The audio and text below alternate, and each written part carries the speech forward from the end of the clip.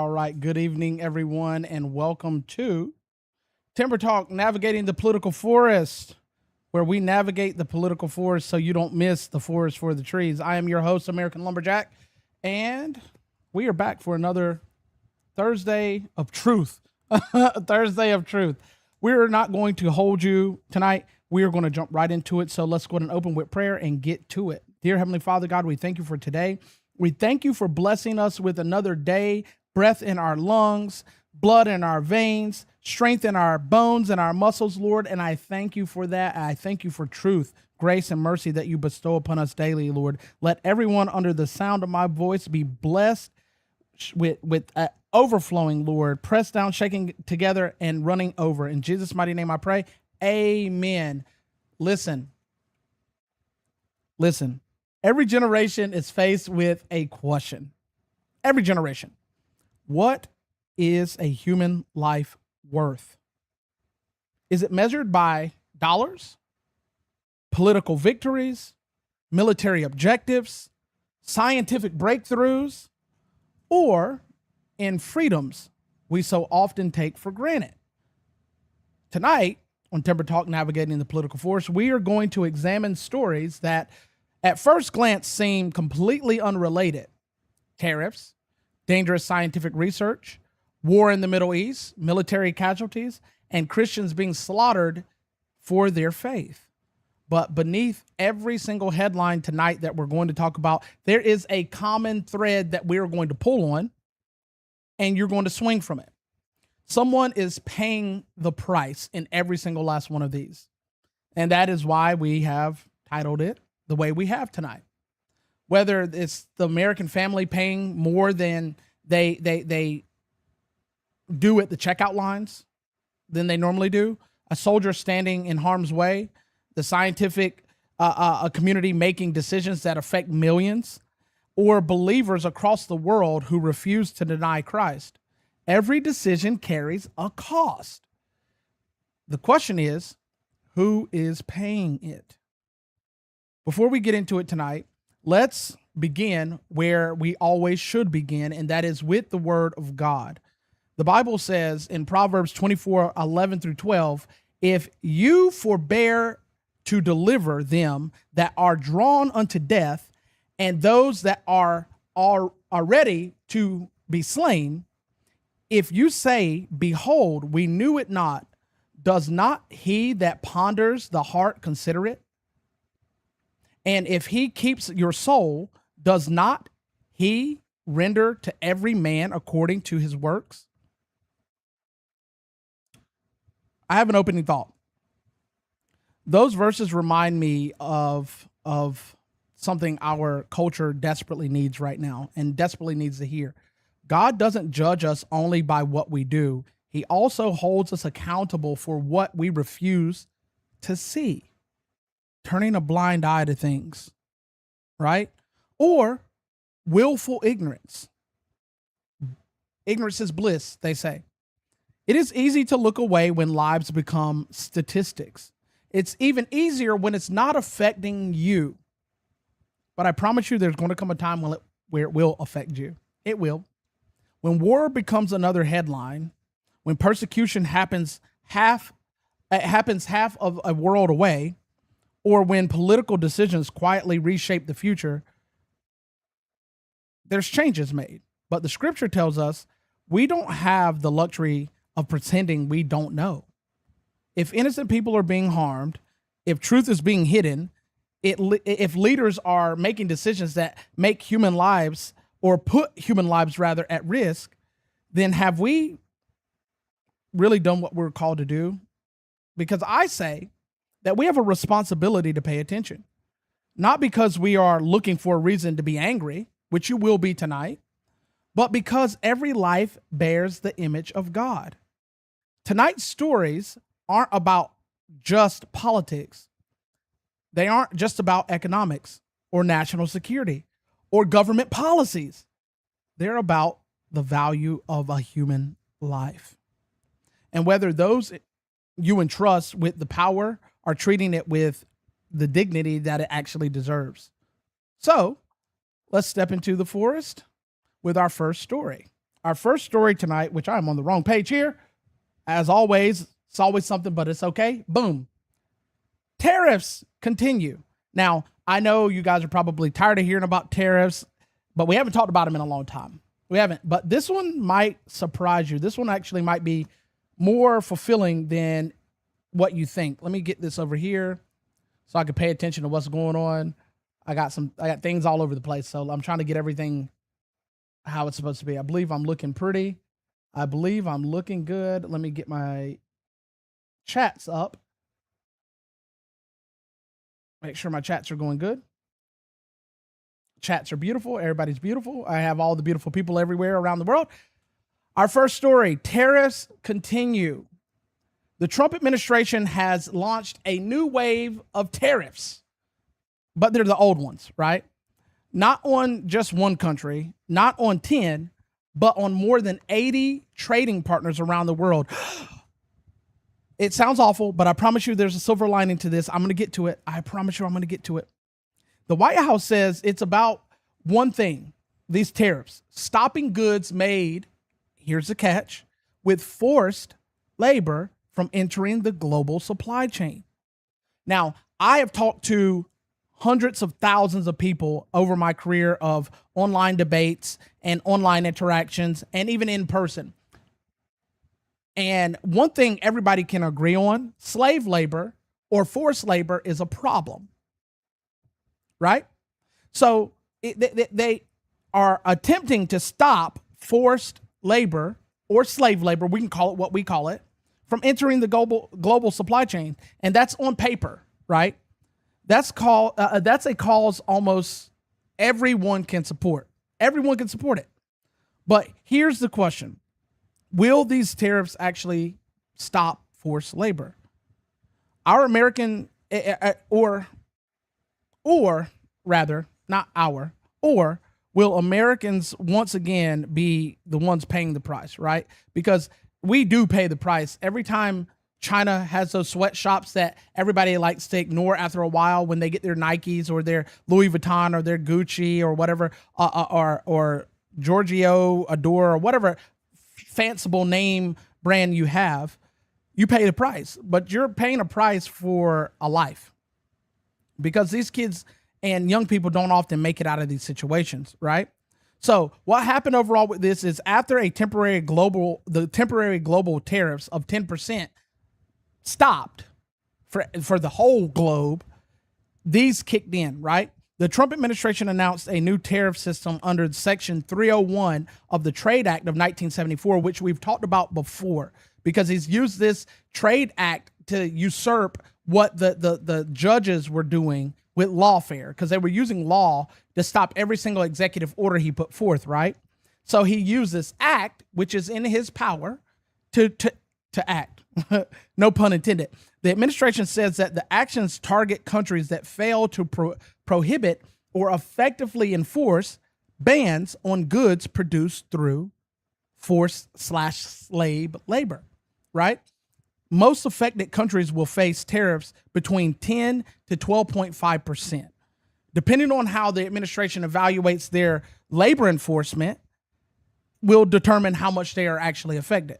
Certain products, such as some energy resources and critical materials, those raw and rare or earth materials that all we heard about at the beginning of 2025, yeah, those things are exempt. Those are going to be non-tariff things, because those are the things we need to keep the locomotiving.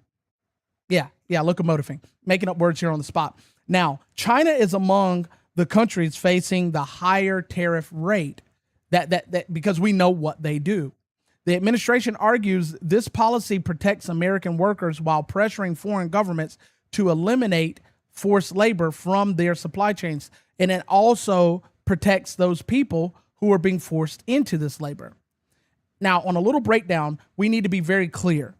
If another country is benefiting from child labor, slave labor, or forced labor, America should never reward that behavior with unrestricted access to our markets. Close the door.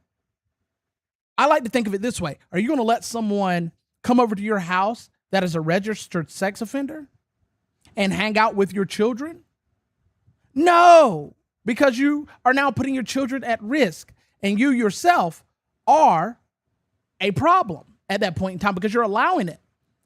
So if America shuts the door to this little problem, then it will force these countries to actually pull out of using this labor, because they can't take the hit. It would be worse than the tariff itself, for those that don't understand, because if you're losing your biggest purchaser over what they consider a tiny issue, we consider it a big issue, then they're going to rethink things, right?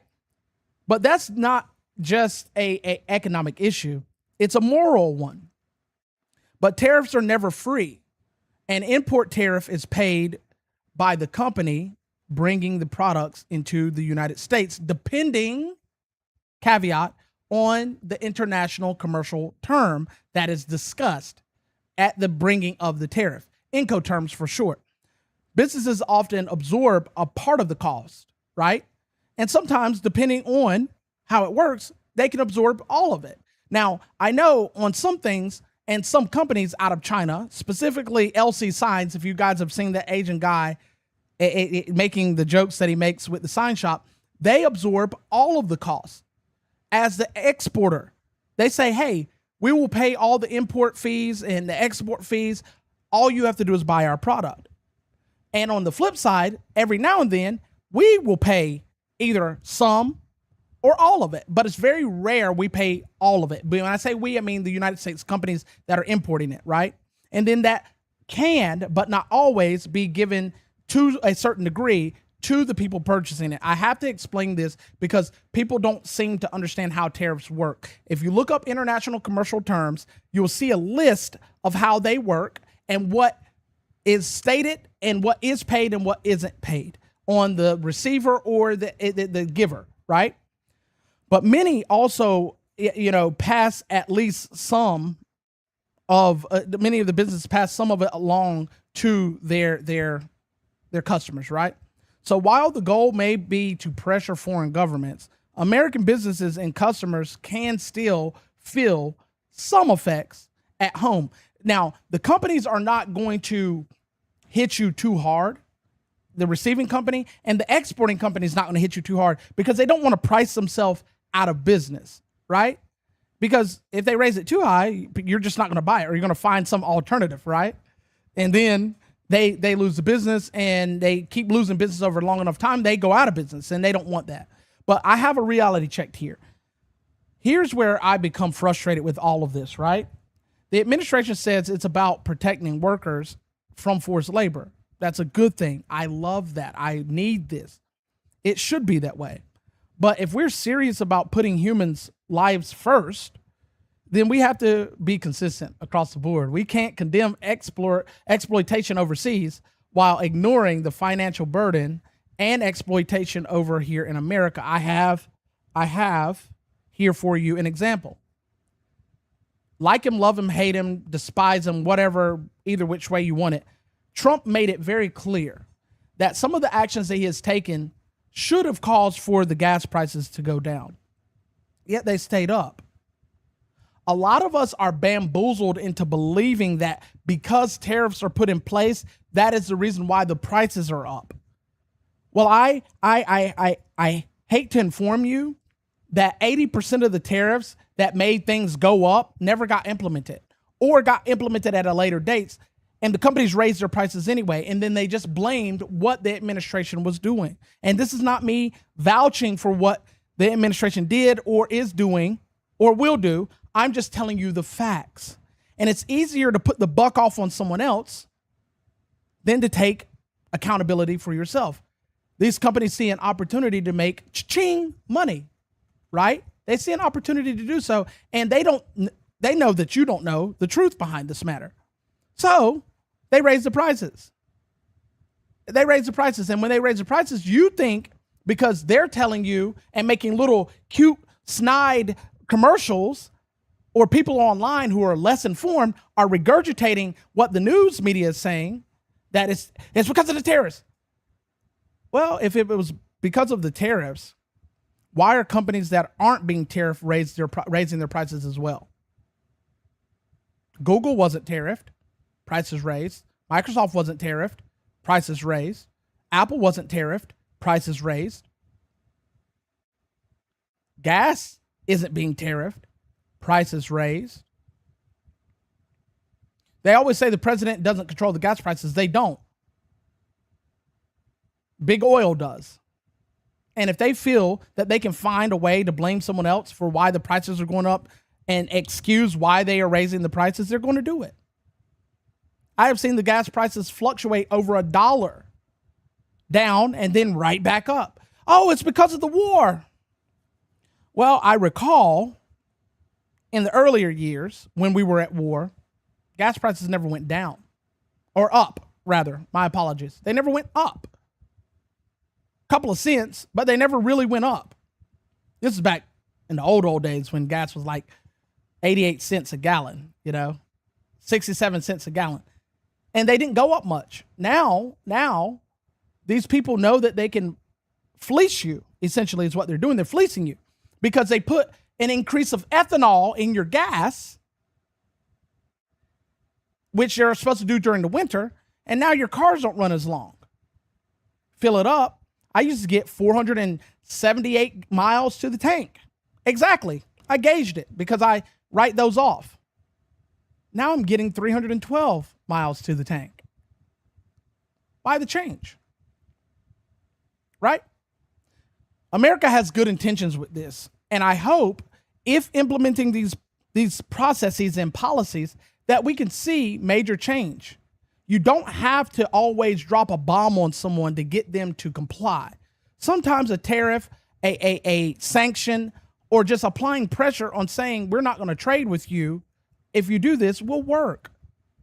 It's a beautiful thing. But right now, at this current juncture, we're paying the physical price of money, be it fiat or not. But these kids and young people are paying the ultimate price of their life, working anywhere from 15 to 20 hours a day, beat if they're not in compliance, and barely fed. But some of us only care. As long as I got my iPhone, I don't care. As long as I got my Nikes, I don't care. You should care. And at least, as far as the bottom line goes, stopping forced labor is the right objective. And if doing that raises the cost of things a little bit, I'm willing to eat that, because we're not going to war over it. And you should be willing to eat that as well, because that's the right thing to do. So I have a question for you. If tariffs are the right tool to fight forced labor, how much economic pain should Americans be willing to bear in pursuit of that goal? I would love for you to answer that, because a lot of people are paying a very, very high price for a lot of things, and some people are paying the ultimate price of their life. Some people are paying the ultimate price of their life. You have people that are enslaved and forced into labor, and some people are enslaved just to be killed. And in our next story, usually I do these at the end, but in our next story, we talk about martyrs for the faith, or of faith, rather. Imagine you right now, because America doesn't really face persecution, right? And a lot of people don't care or pay attention until it starts happening to them, right? But imagine waking up, not wondering what you're going to do for that day, but wondering whether your family will survive it. For many Christians, just like many of these kids that are being enslaved and forced into labor in other nations, but many Christians in Nigeria don't have to imagine that. That's their reality. And once again, they're burying their own every single day. They're waking up not having to wonder, because that's the goal. It's to bury the family members that they lost, and friends and family and community members that they lost the day before. So what happened was at least 30 Christians were killed after armed attackers stormed a predominantly Christian village in Kaduna State, Nigeria. The gunmen opened fire on the families, and I have shown these videos before I showed it last year, and now it seems like people are all jumping on board with showing these things, and I could show it now, where these people are so proud to take the lives of people just because they don't agree with them based off of faith or looks, whatever, but mainly faith in these cases. These gunmen are going into these villages and open fire on families. They're burning homes, they're destroying property, and they're forcing the survivors to flee for their lives while laughing and shooting at the survivors. I got to make it graphic. I know this is a family-friendly show, but I got to make it graphic so you can grasp that you don't go through this, and you should be thanking God that you don't go through this, but it's coming.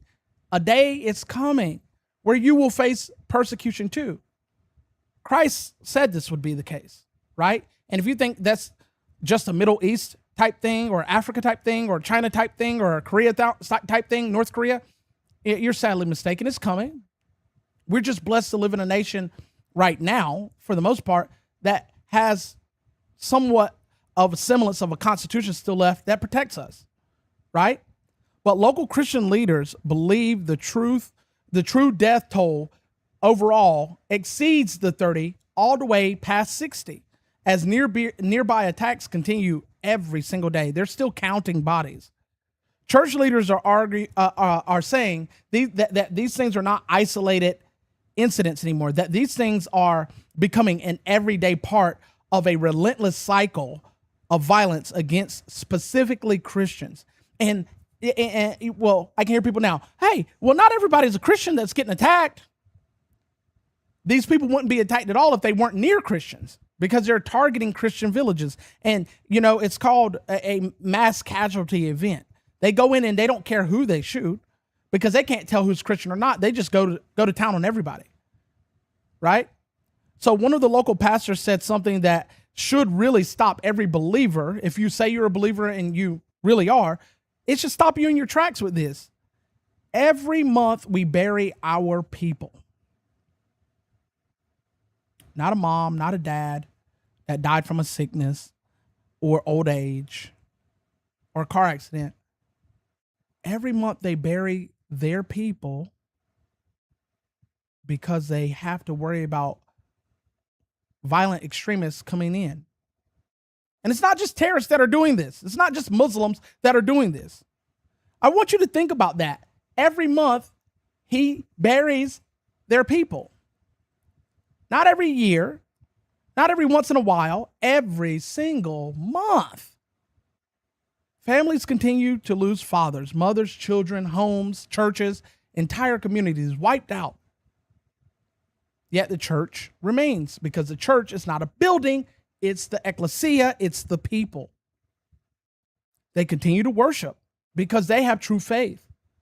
If you were persecuted like that, would you have the faith? I recall Columbine, right? Where these boys go in there and they start shooting the school up, and this one girl holding onto her tablet. They knew she was a Christian, right?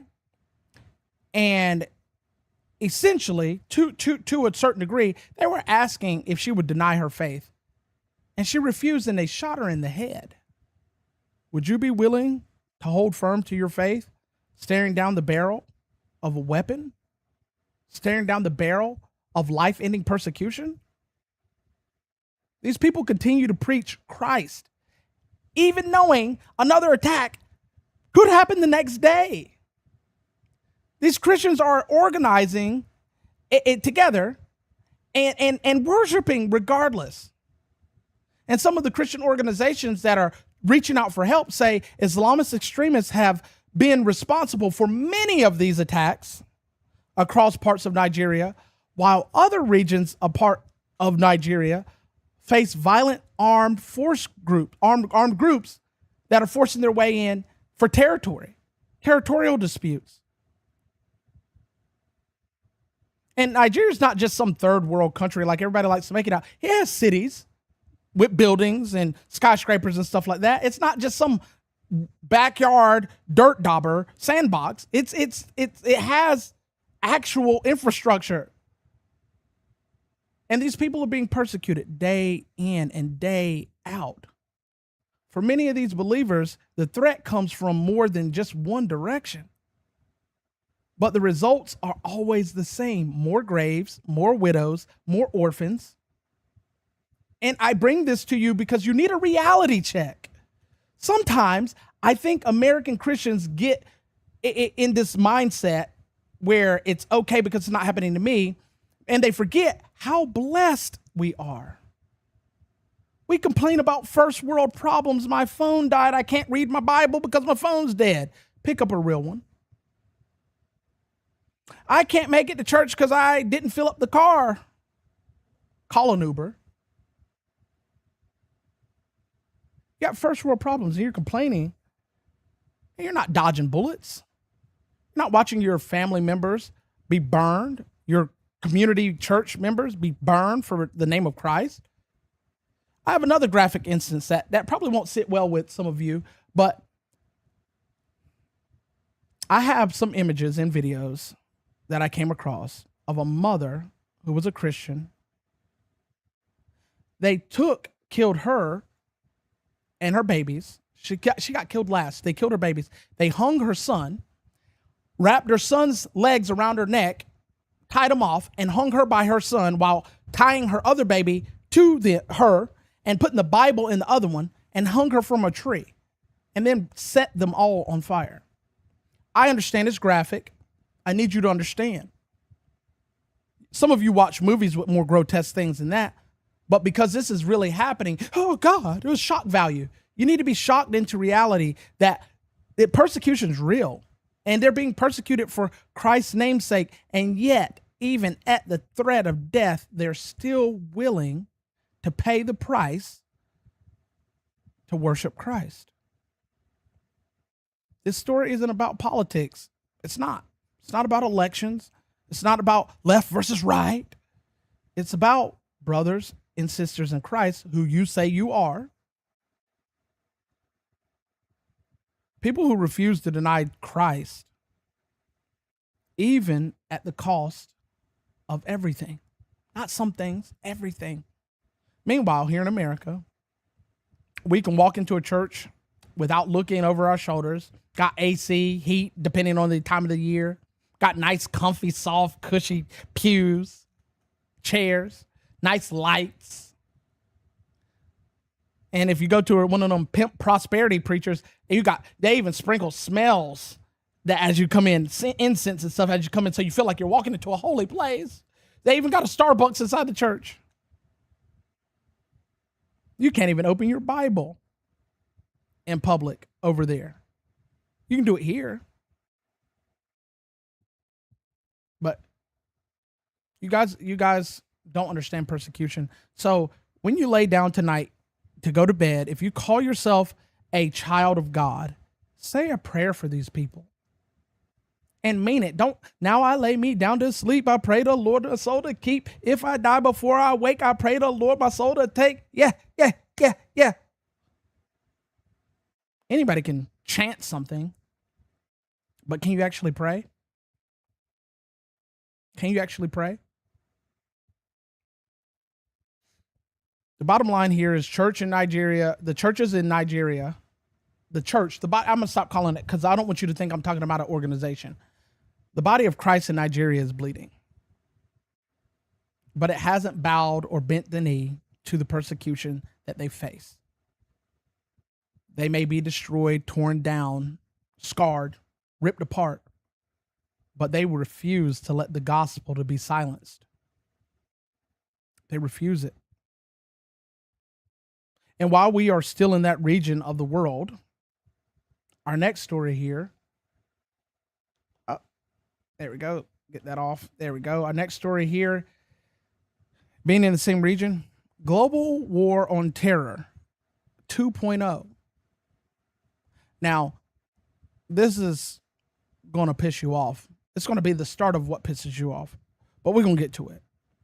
25 years ago, America launched what became known as the Global War on Terror. It was supposed to be quick, focused, fast, necessary, but instead, it became America's longest war. Oh, but Lumberjack Frankie, brother, it was just a conflict. 7,085 military personnel in just one campaign of this lost their lives. Many more that lost their lives coming back home, lucky enough, blessed enough to come back home, but they lost their minds. And then if you take the contractors and add those numbers in there, you're dang near 20,000 lives lost. 1,000 lives lost a year, thereabouts. Now, the question many Americans are asking, and you should be asking if you're not, whether you're right or left, this shouldn't be a right or a left issue. You should be asking yourself this: are we going to do it all over again? And that is why this one is called Global War on Terror 2.0. The conflict in the Middle East has escalated once again this week. Yeah. At first, now I'm going to go off the beaten path. At first, Iran has nukes, or the capacity to make nukes. We need to stop Iran. June 22nd, 2025. All the facilities destroyed. The fighting continued. Congress says you come up on your time. Call it quits. Trump gets up. Victory, victory, victory, victory. We won. Shut it down. We won. Everybody, huzzah, Huzzah! February 28th, 2026. Iran has nukes. They have the capacity to get nukes. We didn't do anything. They moved their facility ahead of time. So we start laying waste to everything and anything that looked like it could be nuclearized. We laid waste. Heck, we even blew up a school. 165 children, I believe, lost their lives. Nobody's still taking claim to that, but I digress. Some say that Iran did it to themselves. Right. Even though that was one of our missiles, but I digress. Yeah. Why are we there? Oh, Iran has, and I'm quoting, ambitions of nuclear war. Pete Hegseth, sitting before Congress, 60 days after the allotted time. Really, it was like supposed to be 30, but 60 days after the allotted time, Pete Hegseth sits before Congress. We are trying to stop the ambitions of nukes. By this time, we had already lost 13 lives by this time. And we're going to get to that life loss thing in a second. But back on the tracks a little bit. The United States and Saudi Arabia carried out a coordinated airstrike against militia targets inside of Iraq. But I thought it was Iran that had nukes. We have Iran being bombed, Lebanon being bombed, and now Iraq. This is looking like the global war on terror 2.0. According to the U.S. Central Command, right, the strikes targeted weapon sites, logistics hubs, and infrastructure used by armed groups linked to Iran's Islamic Revolutionary Guard Corps. Right? So a country not involved, and I'm going back off the rails here because I like being off the rails. A country not involved in this has people inside their country that could be involved. We don't know. Intel spotty. That could be involved in this. And we're attacking this country. I'm going off the complete rails now. I got some questions. I see y'all watching. I see your peepers. I got some questions. If I'm beefing with you, me and you are fighting, and instead of me trying to fight you, I go to your mama's house, and I beat up your mama and your daddy. And then I go to your brother's or your sister's house, and I beat them up. But I'm beefing with you. I'm only fighting them because they're related to you. Does that make much sense? Does that make logical sense? Oh, but lumberjack, those people are linked to terrorism. Is that all it takes, is to say that someone's linked to something with no fun? Oh, lumberjack, you don't have the intel that I have. I can go war by war, instance by instance, campaign by campaign, that we've received intel based off of things happening in the Middle East that happen to be absolute positive bull caca. Family-friendly show. I have proof. All it takes is you to turn the TV off and the phone off and go research on your own. But the military officials are saying the operation followed repeated drone attacks against the United States personnel and Saudi energy facilities in Jordan. At least 20 militia members were reported killed in this operation to strike back. The operation also marked the first publicly acknowledged joint U.S.-Saudi combat conduct inside of Iraq. Now, Saudi Arabia wasn't really involved in this either. Iraq wasn't involved in this either. It was supposed to be Iran with nukes. Do you guys pick up what I'm putting down? I'm painting the picture of reality. We've been told, time in, time out, Iran, nuke, months away, weeks away, days away, nuke.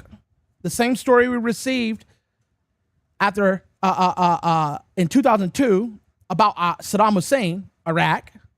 You could have a nuke. The enemy could have a nuke, and it could be in the World Trade Center. World Trade Center's gone, pimpin'. Why are you talking about that? It was already gone. For those that don't know, that was Benjamin Netanyahu as a private citizen, not the prime minister of Israel, because he lost his election that time. Yeah. Sitting before Congress telling us against Mossad and Israel's intel that they were giving. And we went and killed Saddam Hussein for it, right? We went and took good old Saddam out. Intel was bogus. We found no WMDs. But they had mustard gas and sarin gas and biological weapons. Yeah, we know. They've been using it on their own people since the 90s. We knew that. But we were told there were nukes, just like we were told there were nukes in Iran. Still ain't found those. We ain't found no enriched uranium. But now, Saudi Arabia has joined the game. New player has entered the game. Iraq has entered the game. New player has entered the game. Now, guess what Iraq's government said? They condemned the strikes, calling them a violation of Iraqi sovereignty. Now, this is reminiscent of 1982 when Israel chased the PLO into Lebanon, and instead of asking the Lebanese government, hey, can you guys help root out these evil people that just went into your country so we can kill them or jail them or bring them to justice? Nah. Israel walked right across that border and started doing exactly what they did a couple of months ago, carpet bombing the area. There weren't that many terrorists that went in there from the PLO. We're doing the same thing. We started bombing the United States, started bombing Iraq, off of intel that there's militia members there fighting for Iran or the proxy of Iran and the behalf of Iran. They're from Iraq, so let's go attack Iraq. You could have sent, people are already dying. Let's be realistic, which is leading into our next story. People are already dying. But we could have put a small force to go blow this place up. Hell, we went right in, guns a-blazing, into Venezuela and took their leader. And you mean to tell me we couldn't go in there and just take out these militia groups? All we killed was 20 this time. Or, at the very least, ask Iraq to, hey, we know y'all aren't involved in this. We don't want you to get involved in this. You know, diplomacy, the thing that they say we always are trying to do. We don't want y'all to get involved in this, but you got a group of people in here based off of our intel that is trying to actually help Iran. And since y'all don't want to get involved, can y'all go take care of it? They could give one or two answers. Three, really. No, we're not going to do it. We're going to help, number two. Or we're going to join them and help what they're doing. Those are the three answers they could have gave. You didn't give them the opportunity to answer anything. You just went into a sovereign nation that wasn't involved in this BS and started dropping bombs. And you only killed 20 people. 20 enemy.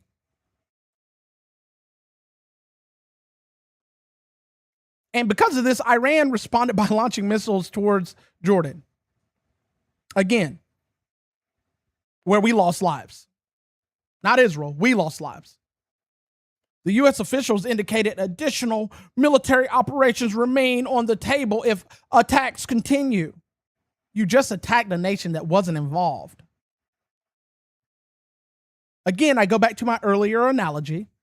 Me and you are fighting. We're beefing. Every single day, it's on site. And instead of me and you beefing, I go fight your family member because they know you. They have some involvement with you. I beat up your mama and your daddy. Your brother or your sister. What?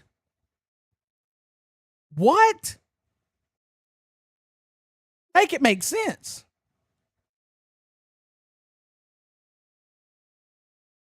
This is another step, another escalation, another justification, their justification, because I don't see it as justified, and another response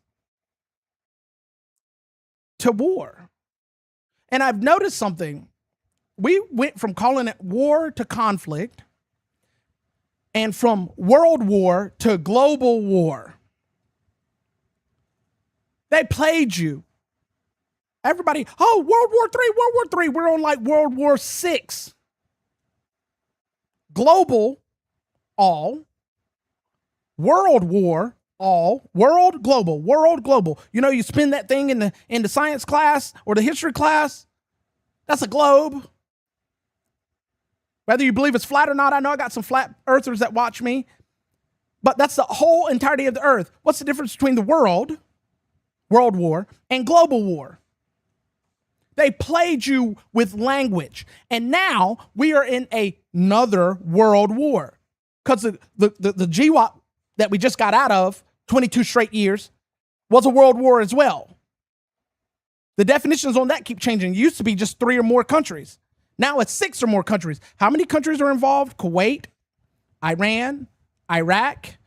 Yeah, because we just added them. Saudi Arabia, America, Israel, Lebanon, Jordan.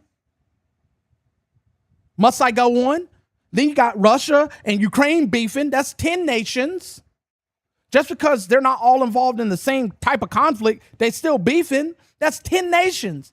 We're in another world war. And there was what? In the global war on terror, there was like 22 involved nations. The last world war, there was 36 nations involved. Oh, it's okay. It's okay. Because it's the stop the terrorism. Well, the USSR said the same thing when they were trying to stop the advancement of the Islamic regimes back during the Cold War. They said the same thing, that they didn't want the Islamic proposal to move any further, and they were there keeping them at bay. Now, I got a question. We all know the USSR to be bad, right? The USSR is bad. But they were trying to stop the spread of Islam, right? Extremists, right? In the Cold War, right? What are we doing in the Middle East? What were we doing there for 22 years? Trying to stop the global war on terror, the terrorists, the Islamists, the extremists. So how are we any different than the USSR in the Cold War? Oh, we're the good guys. Right. We are the good guys. We keep losing American lives, which I'm going to just shift right into this. I'm going to merge right into the next story. I ain't even going to skip a beat. We keep losing American lives. Right? You hear me? We keep losing American lives. At what cost? For Israel? For Israel? Yeah, our next story we have here, it's called Renaming Death, because that's what they're doing. 18 Americans are dead. How many of you knew that? Be honest. How many of you knew? Because I've traveled around the YouTube lives, the TikTok lives, the Facebook lives, the lives, and asking this question. And I get varying numbers. Some people say 0. 18 United States military members are dead. And more than 600 have been wounded. Wait a minute. Pause. Why didn't we know about that? I know you didn't know about the 600 being wounded.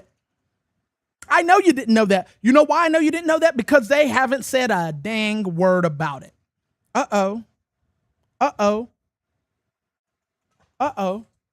More than 600 have been wounded and 18, probably more, are dead. That hasn't changed. But the way those casualties are being reported has been changed. Oh, this story gets worse. This gets worse. If you weren't pissed off about the loss of American lives that are fighting a fight that's BS, and the wounded ones that are going to come back if they do make it out, they're going to be screwed out of their mind for the rest of their lives, and their families are not going to be able to recognize them. If that didn't piss you off, well, I got something that will. The Pentagon has updated the way it reports casualties from the Iran war. I'm not even going to call it a conflict, from the Iran war, right? After fighting resumed back in July, the defense casualties analysis system, they even have a system for it, right? They have a system for it. The defense casualty analysis system began separating casualties from the original campaign, which we call Operation Epic Fury, right? They broke it apart. Why would you need to break it apart? This is all the same thing. This whole conflict is the same thing. This whole war is the same thing. They're going to separate them from the casualties sustained during the renewed phase of fighting. So we have our 18 and 600.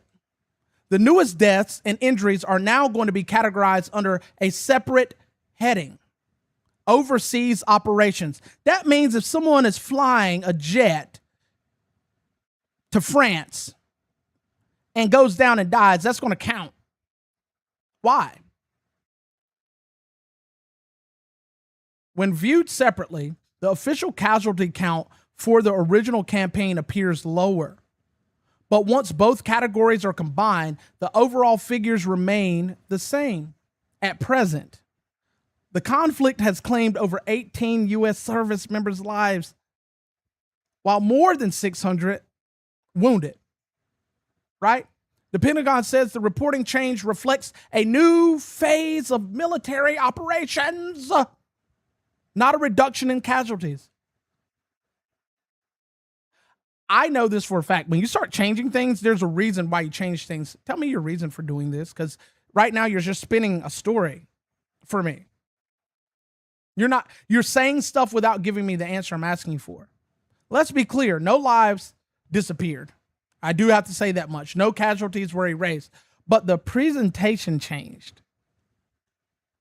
It's like me being a door-to-door salesman, and I walk up to your door, and you, hey, no solicitation. No, give me a second.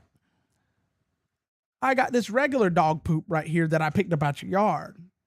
I know you don't want this, but do you want this gold painted dog poop that I picked up out of your yard? I just spray painted it gold. That's what they're doing. They're trying to change the presentation. Presentation matters because because most Americans don't read military databases. They read headlines. They glance at graphics and think they're experts instantaneously. They hear numbers during a 30-second news segment or 15-second clip on TikTok.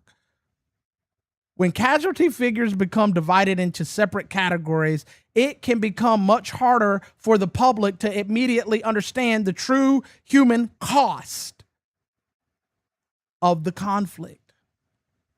Yeah, I use conflict there. I'm going to interchange it sometimes. But really, it's a war. Let's be for real. Whether that was the intent or simply an administrative decision, the results are the same. There's a change. Americans now have to work harder to see a complete picture. Right? Are we going to have to wait another 20 years to find out exactly how many people lost their lives? Here's the uncomfortable truth. A family that lost a son doesn't care what category his name falls under. A Marine who lost his legs doesn't care what database calls it. Operation Epic Fury or overseas operations. Death doesn't change because the spreadsheet does. And really, it's about optics, right? Your wounds aren't going to heal because the heading has been renamed. War doesn't become less costly because someone recognizes the reports. This is exactly why trust in our government keeps falling and failing. And it's not a Republican or a Democrat or a right versus left, because both sides are absolute trash cans.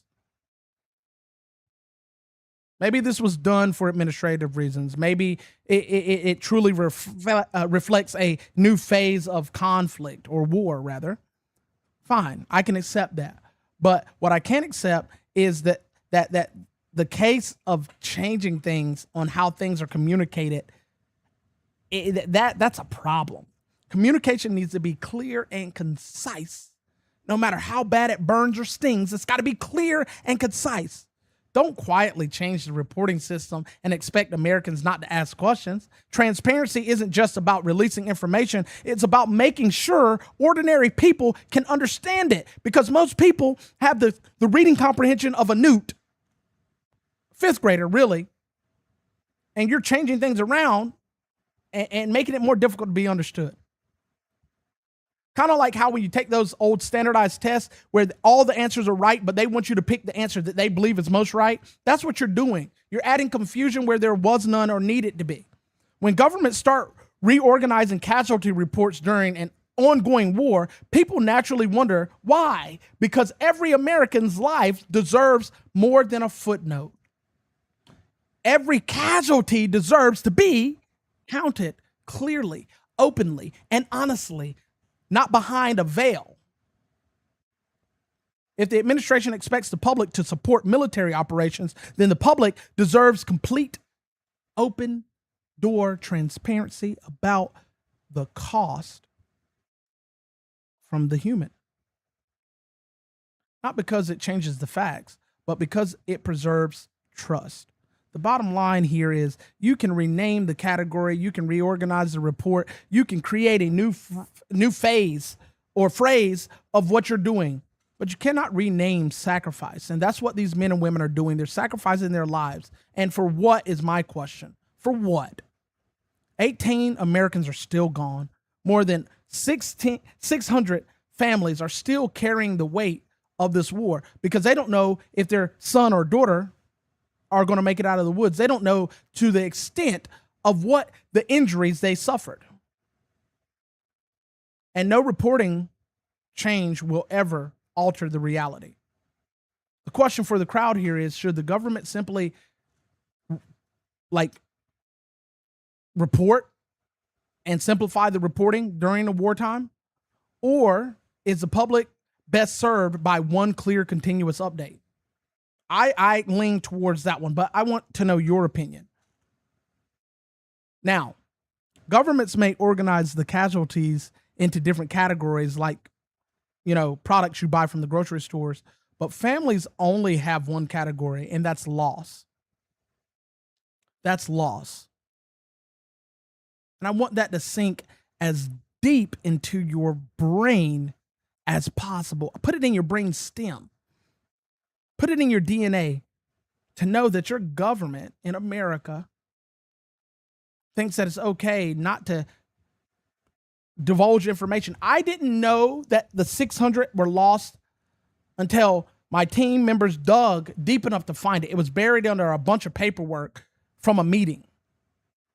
I didn't know the 600. I call these people lost because they're going to be lost here. Over 600 people are going to be lost here. I didn't know that there were 600 casualties of injuries. And I barely heard about the 18. And the number kept fluctuating. 17, 18, 20, 17, 20, 18, 19. We need to be clear and concise. If you're going to be in war and not tell us why, at least tell us how many people are being lost so we can hold you accountable later and vote out every single person that voted to okay this crap. If Congress really cared, they'd cut the funding. Because we still haven't gotten a clear clarion call as to why we're there. I don't care how you feel about it. I don't care if you think I'm crazy or soft or liberal or whatever. I'll be whatever you say I am. But what I will be is truthful. Something that you're unwilling to be, or you like to hide behind the color of your political affiliation and follow behind slogans. And I do believe we can make America great again, but this is not the way to do it. America first should be the agenda, but this is not the way to do it. MAGA has become MIGA, if you can pick that up. One good thing that has come out of all of this pomp and circumstance is our next story. Our next story here. End gain of function. Right? Now, for years, Americans were told not to ask certain questions. Now, the federal government is announcing a policy designed to stop funding some of the very research that many people have been questioning all along. Yeah. I know you guys are knowing about Fauci, and this is not about Fauci at all. It's something that should have been done at the 1972 or 1974 Biological Weapons Convention. We should have had this policy put in place then. The obvious question here is not if I'm going to plead the fifth, but the obvious question here is if this research is dangerous enough to ban today, why was taxpayer money ever allowed to fund it in the first place? Your money my money, our money, funded gain of function research. For those that are in the back, in the cheap seats that are a little bit slower on the uptake, gain of function is to improve a virus or bacteria's ferocity, make it more dangerous, make it more viral, right? The Trump administration is this particular segment is the only pro-American thing I've seen come out of this week.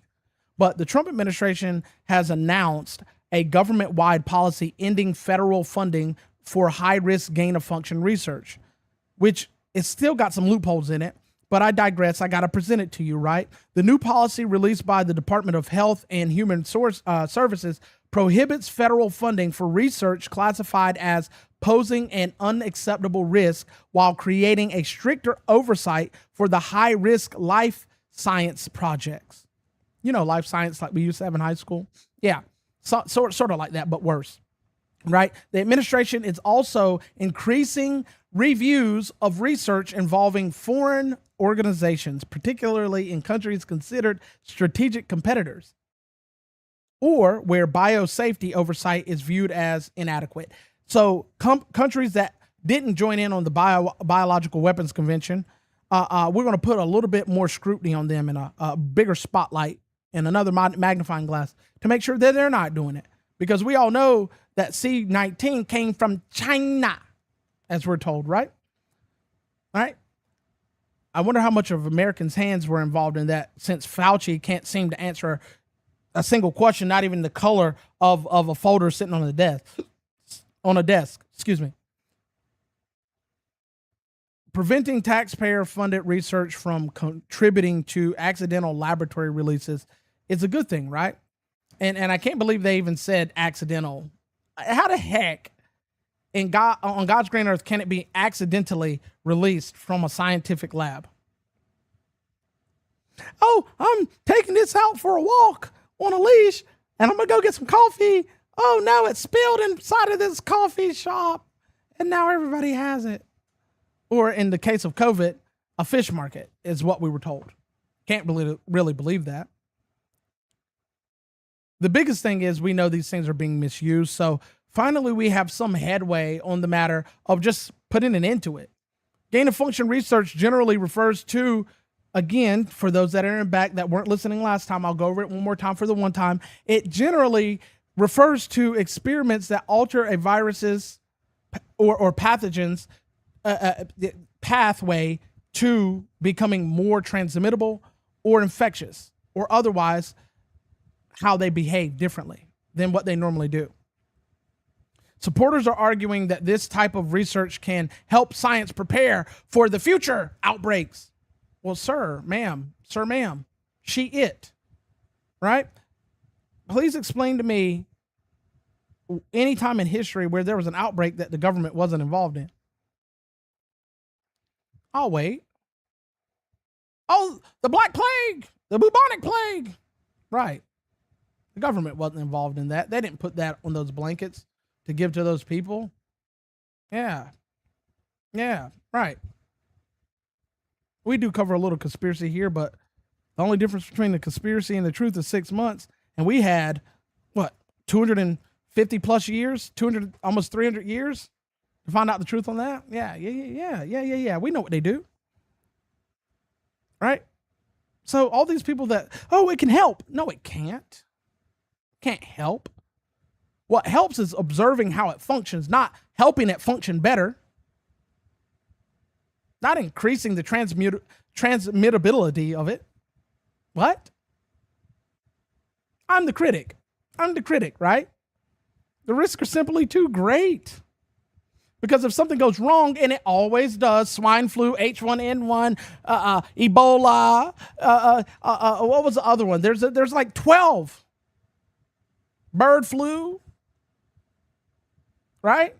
The Spanish flu in the 20s, which coincidentally looked just like what we looked like. Well, y'all, because I ain't never wear one. Walking around masked up in the 20s? What? Let's be realistic. Here's what stands out to me. The administration says these new restrictions are necessary because the research carries a serious risk to the public, national security, biosafety. And if that's true, why haven't we always done that? Because you're supposed to be we the people for the people, not we the people for ourselves to get big pharma money, not to benefit yourself. My God, what is wrong with you? This is where I think Americans, they deserve, rather, complete honesty, just like with the death tolls, right? And the wounded. Because again, I didn't know until this week that 600 people, I just knew about the 18, right? If research has the potential to create pathogens or viruses that could escape the laboratory, how in the hell? Hey, Bob. Yes, Sam? Did you see the key card on that doctor? Yeah. Let's steal it from him. We're going to escape. We're going to break out of the lab. It's not like that. This is not a Disney or Pixar movie. That's not happening. People are happening. It's just like a gun, bro. If you set it down on the desk and never touch it, nothing's ever going to happen. These viruses aren't going to get worse if we don't touch them. And if we just observe them and never let them leave the lab, they can't break out. There's no risk. It's absolutely asinine. It's crazy. So, my question to you right now, where should the line be drawn between scientific discovery and research that could pose unacceptable risk to human life in the world? Right? We have a whole court case going on, or a congressional case going on right now where I plead the fifth is happening with every question asked. Scientific progress should never come at the expense of the very lives it's supposed to protect. It shouldn't. And with that, that's the end of the main course of the show. We got to go on to something a little bit more palatable, to make you feel a little bit better. We're going to go to, and this is a blind react from me myself, the ding dong of the day. Let's check it out.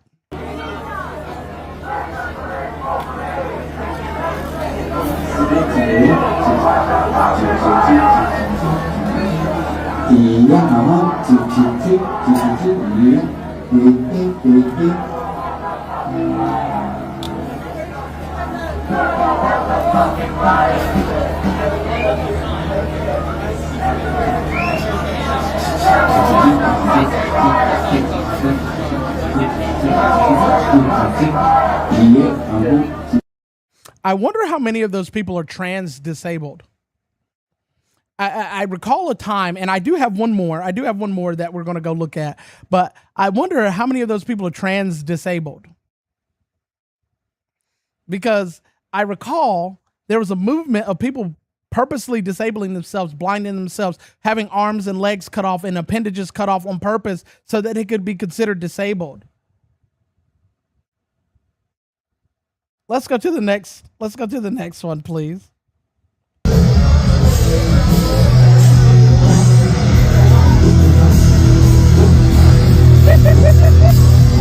Oh yeah.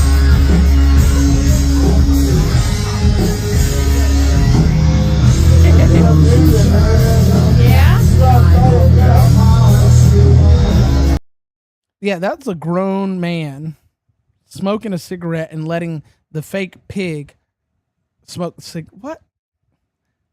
This is why we can't get anything done. This is why we can't start a founding fathers movement to abolish nonsense and get rid of the political left and right and the ideologies that I'm doing for you and you're doing for me and this, that, and the third. This is why we can't get rid of it, because we got people like this rolling around in wheelchairs that probably aren't even disabled, and people feeding a fake pig a cigarette while dressed like a woman. What in the blind hell is going on? I've always thought that America, or the end times rather, not America, but the end times would happen with a bang and a pop and a pow. Not mutilating yourself and mental delusions. I'm American Lumberjack, and this is Timber Talk navigating the political forest. Make sure you're not missing the forest for the trees. I'll see you next week.